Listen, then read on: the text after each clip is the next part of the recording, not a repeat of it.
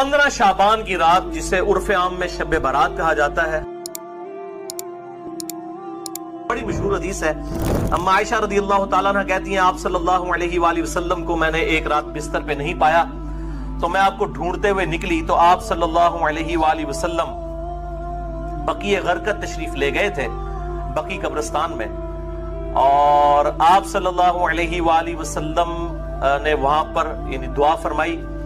और अम्मा आयशा कहती हैं कि मैं आप सल्लल्लाहु अलैहि वसल्लम से पहले ही वापस आ गई, तो आप सल्लल्लाहु अलैहि वसल्लम ने मुझसे मुखातिब होकर फरमाया कि क्या तुमने ये गुमान किया था कि अल्लाह और उसका रसूल तुमसे खयानत करेंगे? यानी सांस फूला हुआ था तो आपको पता चल गया कि ये मेरे पीछे आई थी, यानी मुराद ये कि तुम ये समझी कि मैं किसी और ज़ौजा के पास चली गई। और वही अम्मा आयशा ने कहा कि हाँ मैं यही समझी थी। तो आपने फरमाया ये बेशक निस शाबान की रात है, यानी 15वीं रात है शाबान की, 14 और 15 की दरमियानी रात। इस रात अल्लाह ताला आसमान दुनिया पर नुज़ूल फरमाता है जैसा कि उसकी शान के लायक है, और बनी कल्ब की बकरियों के बालों से भी ज्यादा लोगों की मगफिरत कर देता है।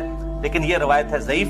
डॉक्टर तारुल कादरी साहब ये रवायत पढ़ते पढ़ते ठटक गए, क्योंकि उसके आगे लिखा था इमाम तिरमिज़ी ने कि रवायत जाली है। लेकिन ये उलमा इतने बेशर्म हैं और बिल्कुल ख्याल नहीं करते हैं कि आधी हदीसें पढ़ते हैं, और चले कोई जाहिल हो तो हम उसको बेनिफिट ऑफ डाउट दे सकते हैं, लेकिन अगर कोई आलिम इस तरह की काम करेगा तो उसको तो फिर हम नहीं छोड़ेंगे। ये बेशर्मी की इंतहा है और इल्मी खयानत की इंतहा है।